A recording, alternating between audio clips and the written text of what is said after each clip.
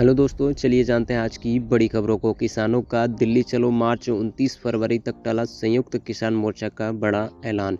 संयुक्त किसान मोर्चा ने 29 फरवरी तक अपना दिल्ली चलो मार्च स्थगित करने का फैसला किया है। किसान संगठन के नेता सरबन सिंह पढ़ेर ने खनौरी सीमा पर मीडिया से बातचीत में यह बात बताई है। उन्होंने बताया कि आगे की रणनीति पर 29 फरवरी को फैसला होगा और हम सभी दुखी हैं।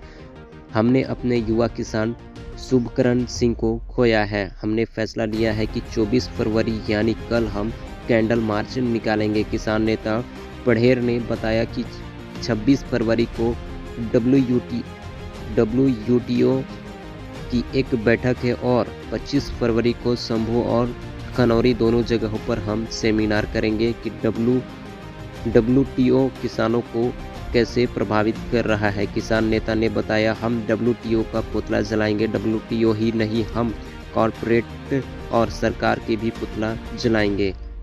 संयुक्त किसान मोर्चा की तरफ से किसान नेता सरबन सिंह पढ़ेर ने आगे कहा, पुलिस की बर्बरतापूर्ण हरकत से हरियाणा में आपात स्थिति पैदा हो गई है।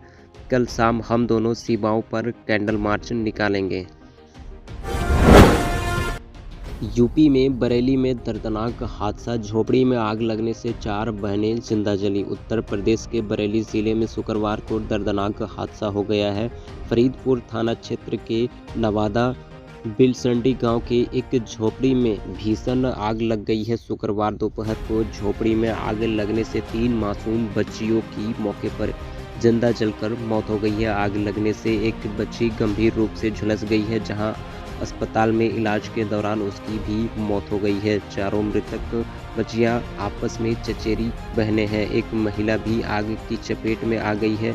इसको इलाज के लिए अस्पताल में भर्ती कराया गया है। दर्दनाक हादसे की सूचना मिलने के बाद पुलिस ने मौके पर पहुंचकर जांच पड़ताल शुरू कर दी है। पुलिस ने कहा है कि नवादा बिलसंडी गाँव में रामदास का मकान है। उसकी छत पर पुआल रखा हुआ था। दोपहर के समय उसमें आग लग गई। जलता हुआ पुआल झोपड़ी पर जाकर गिर गया। पूरी झोपड़ी में आग लग गई। मंदिर की दीवार तोड़ने पर तनाव, पुलिस फोर्स तैनात। मेरठ यानी 23 फरवरी मावाना थाना और कस्बे के मोहल्ला मुन्ना लाल में मुस्लिम समुदाय के लोगों ने एक मंदिर की दीवार तोड़ दी है। इससे मोहल्ले में तनाव फैल गया है। मौके पर पुलिस फोर्स तैनात कर दी गई है। मुस्लिम समुदाय के 2 लोगों को पुलिस ने हिरासत में लिया है। इस घटना के विरुद्ध में हिंदू समुदाय के लोगों ने जमकर हंगामा किया है। मावना कस्बे के मोहल्ला मुन्ना लाल में शुक्रवार को प्राचीन मंदिर की दीवार को मुस्लिम समुदाय के लोगों ने तोड़ दिया। इसका पता चलते ही हिंदू समुदाय के लोग इकट्ठा हो गए और जमकर हंगामा किया। सूचना पर मौके पर पहुंची पुलिस ने आरोपियों के खिलाफ कार्रवाई का आश्वासन देकर लोगों को समझा बुझाकर शांत किया।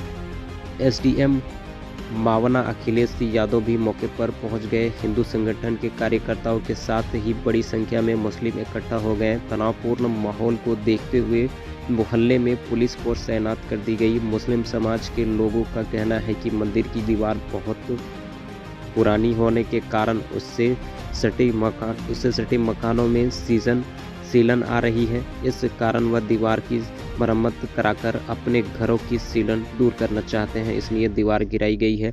जबकि हिंदू पक्ष के लोगों का कहना है कि मुस्लिम समुदाय के लोग चौड़ी दीवार को लेकर उसके एक हिस्से पर कब्जा करना चाहते हैं। ऐसा किसी भी कीमत पर नहीं होने दिया जाएगा। एसडीएम अखिलेश यादव ने टूटी दीवार की मरम्मत शुरू कराई है, जिससे मामले को शांत किया जा सके। दीवार तोड़ने के आरोप में 2 आरोपियों को पुलिस ने हिरासत में लिया है। उनसे पुलिस द्वारा पूछताछ की जा रही है। 4 लड़कों ने रिश्तेदार को बेरहमी से पीटा, फिर हवा में फायरिंग कर मचाई दहशत। पुरानी दिल्ली के लाल कुआं इलाके से एक वीडियो वायरल हुआ है, जहां कुछ बदमाश एक युवक को बेरहमी से पीट रहे हैं। उनके हाथों में डंडे लोहे की रॉड है। पीटने के बाद चारों बदमाश बाइक पर बैठकर फरार हो गए हैं। भागते हुए बदमाशों ने दहशत फैलाने के लिए हवा में फायरिंग भी की है। बताया जा रहा है कि रिश्तेदार में हुई झगड़े के कारण युवक को बेरहमी से पीटा गया है। पीड़ित की शिकायत पर पुलिस ने आईपीसी की धारा 307, 323, 341, 506 और 34 आरडब्ल्यू 2527 आर्म्स एक्ट के तहत मामला दर्ज किया है। गंभीर रूप से घायल हुए युवक को अस्पताल से छुट्टी दे दी गई है। पुलिस ने बताया कि मुख्य आरोपी मनीष जावेद खान 23 वर्षीय पीड़ित के करीबी रिश्तेदार हैं। परिवार में अपमानजनक भाषा का इस्तेमाल को लेकर उसके बीच झगड़ा हुआ था। इस मामले में मुख्य आरोपी समेत 4 आरोपियों को गिरफ्तार किया गया है।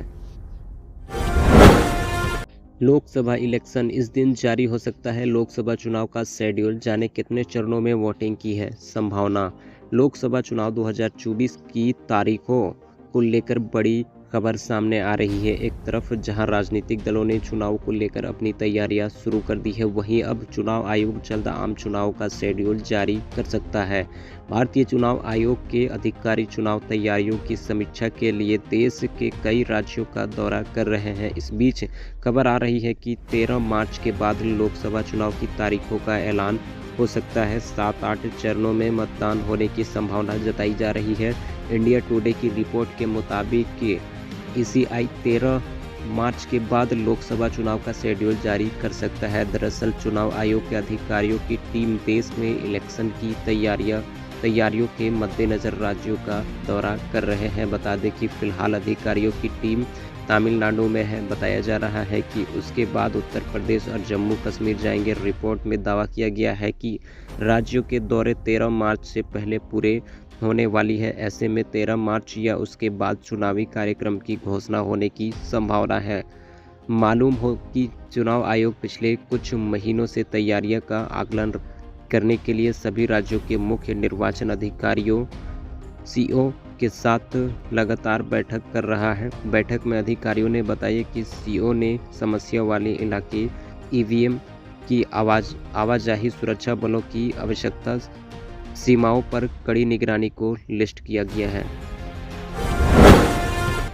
कोरोना वैक्सीन के दिख रहे हैं साइड इफेक्ट, रिसर्च में चौंकाने वाला खुलासा।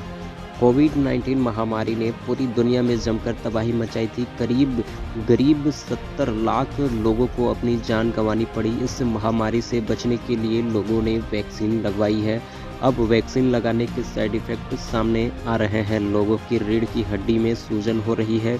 इसके अलावा तंत्रिका संबंधित विकार भी देखने को मिल रहा है। यह खुलासा एक स्टडी में हुआ है। मीडिया रिपोर्ट के मुताबिक ग्लोबल वैक्सीन डेटा नेटवर्क ने स्टडी की है। इस स्टडी में सामने आया है कि ब्रेन, ब्लड और दिल पर कोविड महामारी के बाद बुरा असर पड़ा है। स्टडी में शोधकर्ताओं ने एस्ट्राजेनेका वैक्सीन से जुड़े नए साइड इफेक्ट्स का पता लगाया है।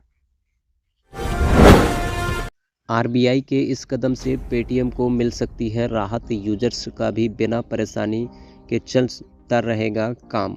रिजर्व बैंक ने शुक्रवार को कहा है कि उसने एनपीसीआई को निर्देश दिया है कि वह पेटीएम ऐप के यूपीआई ऑपरेशन को जारी रखने के लिए एक थर्ड पार्टी एप्लीकेशन प्रोवाइड की पहचान करे। केंद्रीय बैंक ने पेटीएम पेमेंट बैंक 15 मार्च 2024 के बाद किसी भी तरह का लेन देन करने पर रोक लगा दी है। आरबीआई ने एनपीसीआई से 4 से 5 पेमेंट सर्विस प्रोवाइड बैंकों की पहचान करने को कहा है जो हाई वैल्यू को संभाल सके। एनपीसीआई से पेटीएम के थर्ड पार्टी पेमेंट ऐप बनने की अपील की समीक्षा करने को भी कहा गया है। केंद्रीय बैंक ने कहा है कि उससे यह अनुरोध 197 कम्युनिकेशन लिमिटेड ओसीएल ने किया है, जो पेटीएम ब्रांड का मालिक है। कांग्रेस की उम्मीदों को बड़ा झटका। पश्चिम बंगाल की सभी 42 सीटों पर लोकसभा चुनाव लड़ेगी टीएमसी। आगामी लोकसभा चुनाव से कांग्रेस को बड़ा झटका लगा है। पश्चिम बंगाल में तृणमूल कांग्रेस टीएमसी ने फिर से दोहराया है कि ममता बनर्जी की पार्टी राज्य की सभी 42 सीटों पर चुनाव लड़ने जा रही है। गर्व की बात है कि बीते 24 घंटे के दौरान सूत्रों से यह जानकारी सामने आई थी कि ममता बनर्जी और कांग्रेस के बीच में सीट बंटवारे को लेकर फिर से बातचीत का दौर शुरू हुआ है, जिससे कांग्रेस के लिए राहत माना जा रहा था। इस दौरान यह भी सामने आया है कि ममता बनर्जी कांग्रेस को 5 सीटें दे सकती है। हालांकि फिर यह भी दावा किया गया है कि सिर्फ 2 सीटें ही कांग्रेस को दिए जाने की बात चल रही है। इन सबके बीच शुक्रवार रात फिर से कांग्रेस को झटका लगा है। एनडीटीवी की रिपोर्ट के अनुसार तृणमूल कांग्रेस के राज्यसभा सांसद डायरेक्ट वो ब्रायन ने कहा है कि कुछ हफ्ते पहले टीएमसी प्रमुख और पश्चिम बंगाल की मुख्यमंत्री ममता बनर्जी ने कहा था कि टीएमसी राज्य की सभी 42 सीटों पर चुनाव लड़ने जा रही है। इसके अलावा असम और मेघालय की तुरत सीट पर भी उम्मीदवार उतारे जाएंगे। इस स्थिति में अब भी कोई बदलाव नहीं आया है। लोकसभा चुनाव की तैयारियों पर बीजेपी की आज दिल्ली में बड़ी बैठक, जेपी नड्डा करेंगे अध्यक्षता। लोकसभा चुनाव की तैयारियां शुरू हो चुकी है। सत्ताधारी भारतीय जनता पार्टी को लगातार तीसरी बार एनडीए की सरकार बनाने का भरोसा है, तो वहीं दूसरी तरफ कांग्रेस नित्य विपक्षी इंडिया गठबंधन भी जीत का दम भर रही है।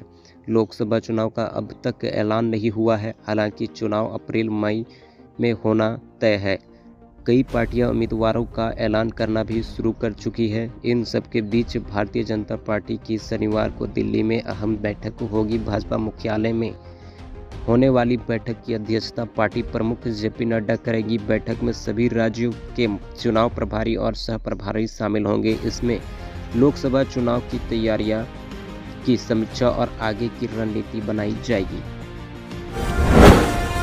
पीएम मोदी आज सहकारी क्षेत्र में विश्व की सबसे बड़ी अनाज भंडार योजना का करेंगे उद्घाटन। प्रधानमंत्री नरेंद्र मोदी आज सहकारी क्षेत्र में दुनिया की सबसे बड़ी अनाज भंडार की पायलट परियोजना का उद्घाटन करेंगे। इसे 11 राज्य की 11 प्राथमिक कृषि ऋण समितियों पैक्सों में संचालित किया जा रहा है। इस दौरान सहकारी क्षेत्र की अन्य कई योजनाओं का भी उद्घाटन एवं शिलान्यास होगा। साथ ही गोदामों एवं कृषि से जुड़ी बुनियादी सुविधाओं के निर्माण के लिए देश भर में अतिरिक्त 500 पैक्सों की नींव रखी जाएगी। परियोजनाओं का उद्देश्य खाद्य सुरक्षा को मजबूत बनाने के लिए पैक्सों के गोदामों को खाद्यान्न आपूर्ति श्रृंखला के साथ संबद्ध करना है। इससे पहले को कृषि अवसंरचना कोष एवं कृषि विपणन अवसंरचना जैसी मौजूदा योजनाओं के माध्यम से क्रियान्वित किया जाएगा, ताकि संबंधित पैक्सों को सब्सिडी और ब्याज अनुदान लेने में सहूलियत हो। गुजरात में सड़क किनारे रेलिंग तोड़ते हुए 25 फीट नीचे गिरी बस, 2 यात्रियों की दर्दनाक मौत, कई लोग घायल। गुजरात के खेड़ा जिले के नडियाद में बड़ा सड़क हादसा हो गया है। हादसे में 2 लोगों की मौत हो गई है। इसके अलावा कई लोग घायल हो गए हैं। बताया जा रहा है कि अहमदाबाद बड़ोदरा एक्सप्रेस पर एक बस सड़क किनारे की रेलिंग तोड़ते हुए 25 फीट नीचे सड़क किनारे गिर गई है। इससे हादसे में 2 लोगों की मौत हो गई है, वहीं कई लोग गंभीर रूप से घायल हो गए हैं। सभी घायलों का इलाज के लिए अस्पताल भेज दिया गया है, जहां उनका उपचार किया जा रहा है। एसपी राजेश गढ़िया ने कहा है कि बस अहमदाबाद से पुणे जा रही थी, जिसमें करीब 23 यात्री सवार थे। एक सीमेंट टैंकर का ड्राइवर अचानक बाईं ओर मुड़ गया और बस से टकरा गया। बस रेलिंग तोड़ते हुए 25 फीट नीचे। खुशखबरी, 500 में सिलेंडर, 200 यूनिट तक फ्री बिजली, सरकार देने जा रहा है तोहफा। तेलंगाना राज्य के लोगों को जल्द ही तोहफा मिलने वाला है। तेलंगाना के मुख्यमंत्री रेवंत रेड्डी ने शुक्रवार को कहा है कि उनकी सरकार 27 फरवरी को 500 रुपये में रसोई गैस सिलेंडर की आपूर्ति और गरीबों को 200 यूनिट तक बिजली मुफ्त देने की योजनाओं की शुरुआत करेगी। और इस मौके पर कांग्रेस महासचिव प्रियंका गांधी वाड्रा भी मौजूद रहेगी। सीएम रेड्डी ने राज्य में जारी समक्का सरका यात्रा को राष्ट्रीय त्यौहार के रूप में मान्यता देने की मांग नहीं मानने को लेकर केंद्र सरकार पर निशाना साधा और तेलंगाना के प्रति भेदभाव एवं राज्य की उपेक्षा करने का आरोप लगाया है। मुख्यमंत्री तेलंगाना के मुलुगु जिले के मेदाराम में आदिवासी उत्सव के दौरान देवी देवताओं की पूजा अर्चना करने के बाद संवाददाताओं से बात कर रहे थे। पीएम मोदी 26 फरवरी को झारखंड के 18 अमृत स्टेशनों की रखेंगे अधिकारशिला, यात्रियों को मिलेगी ये सुविधा।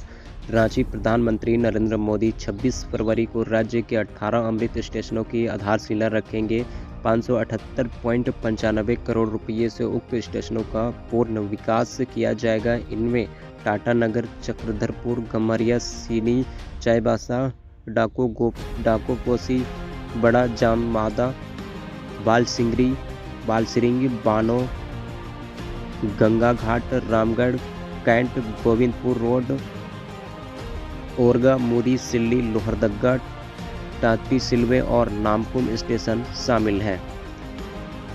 इसके अलावा राज्य में 44 रोड, ओवरब्रिज व अंडरपास भी बनाए जाएंगे। इसकी लागत 546.1 करोड़ रुपये होगी। झारखंड हाईकोर्ट ने 249 पदों के लिए निकाली वैकेंसी। झारखंड हाईकोर्ट ने सिविल कोर्ट के टाइपिस्ट के लिए 17, कोर्ट रीडर सह डिपोजिशन राइटर्स के लिए 14 और सिविल कोर्ट डिपोजिशन टाइपिस्ट के लिए 218 पदों पर रिक्तियां निकाली है। इसके लिए 1 मार्च से 31 मार्च तक आवेदन कर सकते हैं। जनरल EWS OBC के लिए आवेदन शुल्क 500 और SSC व ST के लिए 125 रुपये लगेंगे। योग्यता किसी भी मान्यता प्राप्त विश्वविद्यालय से स्नातक होना अनिवार्य है।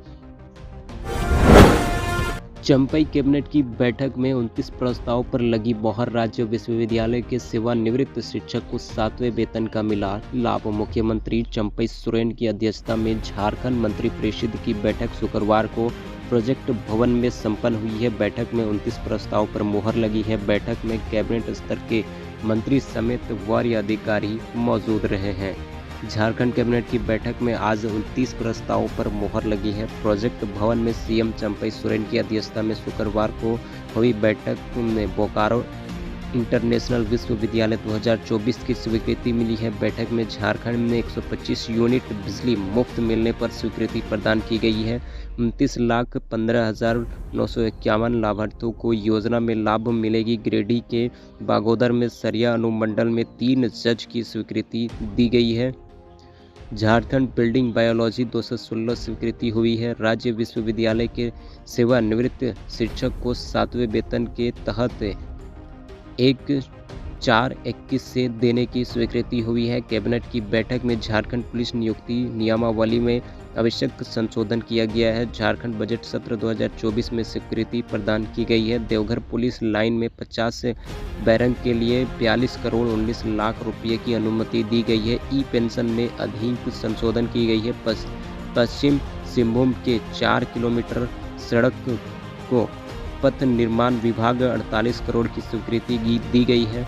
42,600 सहिया के टैब के लिए 114 करोड़ 25 लाख स्वीकृति दी गई है। पुलिस अवसर निरीक्षक नियुक्ति नियमावली में संशोधन है। Jharkhand milk production dairy plant Ranchi के होटवार, गिरिडीह और जमशेदपुर में मिल्क प्लांट का 320 करोड़ 38 लाख रुपये की स्वीकृति प्रदान की गई है। रांची में सीनियर रिपोर्ट्स संतोष कुमार की रिपोर्ट है। अब 100 नहीं, इतनी यूनिट बिजली मिलेगी मुफ्त। लोकसभा चुनाव से पहले चंपई सरकार ने खेला बड़ा दावा। झारखंड में घरेलू बिजली उपभोक्ताओं को अब 100 की जगह 125 यूनिट बिजली मुफ्त दी जाएगी। इसके लिए चंपई सोरेन सरकार ने स्वीकृति दी है। लोकसभा चुनाव के पहले चंपई सरकार का यह फैसला सामने आया है।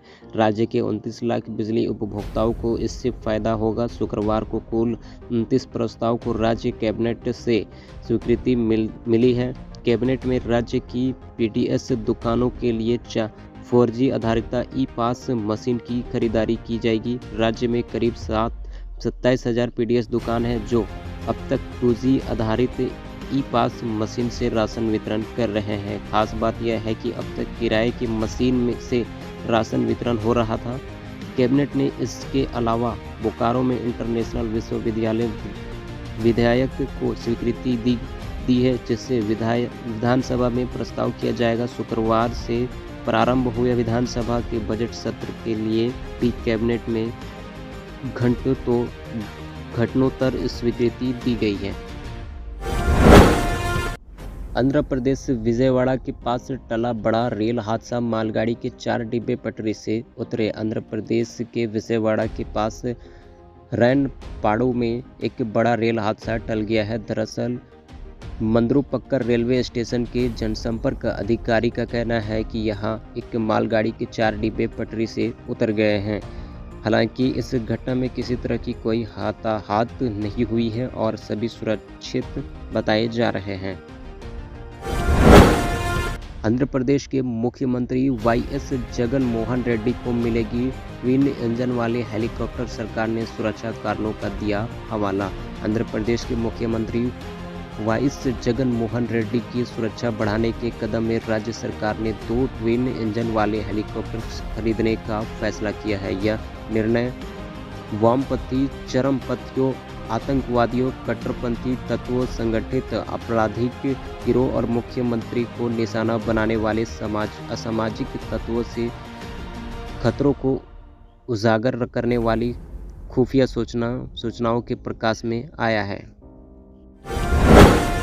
उत्तर भारत में तेजी से करवट ले रहा है। सर्दियां खत्म होने को है और गर्मी की आहट शुरू हो चुकी है। इसी बीच बारिश और बर्फबारी ने लोगों को चौंका दिया है। भारत मौसम विज्ञान विभाग (IMD) का कहना है कि बारिश व बर्फबारी का सिलसिला और कुछ दिनों तक जारी रहेगा। विभाग के मुताबिक एक नया पश्चिम विक्षोभ हिमालय इलाके से 24 फरवरी को टकराने वाला है। इसके चलते आगामी शनिवार से लेकर मंगलवार तक बरसात होने के आसार है। खास तौर से पश्चिम इलाकों में इस दौरान हल्की सी मध्यम बारिश हो सकती है। मौसम विभाग की रिपोर्ट के अनुसार हिमाचल प्रदेश में 24 से 28 फरवरी के बीच बारिश होने की संभावना है। साथ ही ऊंचाई वाले इलाकों में बर्फबारी भी होगी। इसके अलावा 26 फरवरी से 27 फरवरी के बीच अलग अलग जगहों पर हल्की सी मध्यम बरसात हो सकती है। अरुणाचल प्रदेश का हाल ही में कुछ ऐसा ही है। यहाँ आज कुछ क्षेत्रों में तेज बारिश होने का अनुमान है। साथ ही लोगों को बर्फबारी का भी सामना करना पड़ सकता है। अरुणाचल प्रदेश के सीएम पेमा खांडू ने मंत्रिमंडल के साथ किए रामलाला के दर्शन, एयरपोर्ट पर भव्य स्वागत। मंगलवार को अरुणाचल प्रदेश के मंत्रिमंडल ने श्री रामलाला के दर्शन कर पूरा मंत्रिमंडल भाव विभोर हो गया है। अरुणाचल प्रदेश का पहला राजनीतिक प्रतिनिधिमंडल है जिसने प्राण प्रतिष्ठा के उपरांत श्री रामलाला का दर्शन पूजन किए हैं। असम के सीएम हेमंत का बड़ा कदम, मुस्लिम विवाह और तलाक अधिनियम को खत्म करने का लिया फैसला। असम सरकार ने कैबिनेट बैठक में बड़ा कदम उठाया है। मुस्लिम विवाह और तलाक अधिनियम को खत्म करने का फैसला लिया गया है। सूत्रों के मुताबिक अब सभी शादियां स्पेशल मैरिज एक्ट के तहत की जाएगी। आपको बता दें कि बाल विवाह को रोकने के लिए असम सरकार ने ये बड़ा कदम उठाया है। असम सीएम की कैबिनेट बैठक में फैसला लिया गया है कि मुस्लिम विवाह और तलाक अधिनियम के मामलों से जुड़ी 94 लोगों को एक मुक्त 2 लाख रुपये का मुआवजा मिलेगा। इससे पहले असम विधानसभा ने शुक्रवार को अपने इतिहास में पहली बार एक संकल्प पर मतपत्र के जरिए मतदान कराया। निर्दलीय विधायक अखिल गोगोई की ओर से लाई गई निजी संकल्प को लेकर यह मतदान कराया गया। घर में गांजा मिलना कितना बड़ा अपराध, साउथ एक्टर के घर से पुलिस ने किया बरामद। जानिए कितनी मिली है सजा। गांजा बरामद होने के कई मामले सामने आए हैं। तेलुगु एक्टर्स सन्मुख जसवंत के हैदराबाद स्थित घर से पुलिस ने गांजा बरामद किया है। बिहार में कंटेनर से 286 किलो गांजा जब्त किया गया है। वहीं पुलिस ने पंजाब के 2 तस्करों को भी गिरफ्तार किया है। सभी मामले में पुलिस पूछताछ कर रही है। पिछले कुछ समय में ऐसे कई मामले चर्चा में रहे। सेलिब्रिटी से लेकर तस्करों तक कार्रवाई की गई है। देश में गांजा को लेकर भी अपनी नियम कानून है। भारत में गांजा रखना, अवैध खेती करना, व्यापार करना और इस्तेमाल करना अपराध के दायरे में आता है। ऐसे में सवाल है कि गांजा रखने पर कितनी सज़ा मिलती है, कितना जुर्माना लग जाता है, इसको लेकर क्या कहता है कानून। आइए जानते हैं इन सवालों के जवाब। ट्रक से जुड़ी मामले की कार्रवाई। NDPC एक्ट के section 20 narcotics, drugs and psychotropic substance act 1985 के तहत की जाती है। इस एक्ट के तहत कुछ ड्रग्स पर प्रतिबंध लगाए गए हैं।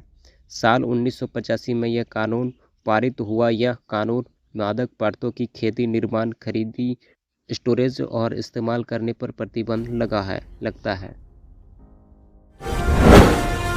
प्राइवेट स्कूल की तरह सरकारी विद्यालयों के छात्रों को भी मिलेगा स्कूल बैग, वाटर बोतल, जूते, मोजे। के पाठक ने कर दी बड़ी घोषणा। छात्र छात्राओं पठन पाठन पर विशेष ध्यान दें, खास करके 9वीं और 11वीं छात्रों को। उन्हें बातचीत के दौरान कहा कि पूरा वर्ष बचा हुआ है। हम लोग प्रयासरत है कि 9वीं 10वीं के छात्रों को भी पुस्तक उपलब्ध कराएंगे। अगर सरकार की तरफ से तैयारी हो गया हो तो हम लोग सभी को पुस्तक देंगे। साथ ही शिक्षक की अब कहीं पर भी कमी नहीं है। तीसरे एवं चौथे चरण में पूरी बिहार में शिक्षकों की कमी नहीं रहेगी। जल्द ही तीसरे चरण की परीक्षा होगी।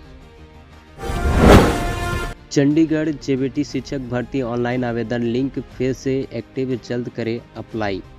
शिक्षा विभाग चंडीगढ़ प्रशासन ने जूनियर बेसिक टीचर जेपीटी भर्ती 2024 जैसे प्राथमिकी शिक्षक पीआरटी भी कहा जाता है कि भर्ती के लिए न्यूनतम अधिसूचना जारी की गई है। नए अधिकारी नोटिस के मुताबिक चंडीगढ़ जेबीटी वैकेंसी 2024 के लिए आवेदन करने की अंतिम तिथि 29 फरवरी 2024 तक बढ़ा दी गई है।